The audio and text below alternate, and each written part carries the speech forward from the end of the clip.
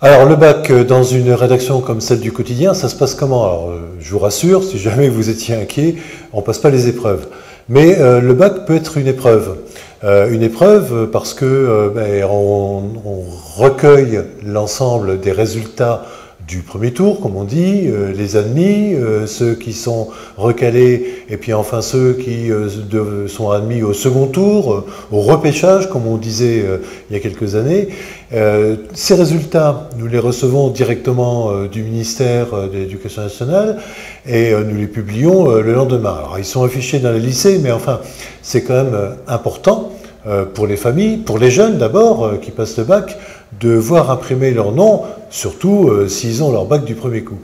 Ensuite, ce qui nous importe de faire, c'est d'aller recueillir des témoignages, de l'ambiance, des réactions chez ces jeunes sur la difficulté de l'épreuve qu'ils ont affrontée et traversée, sur leurs espoirs, sur leurs projets, ce qu'ils vont faire après le bac s'ils l'ont du premier coup, sur ce qu'ils vont faire, comment ils vont réviser pour, à l'occasion du repêchage, avoir le précieux sésame vers le supérieur en poche.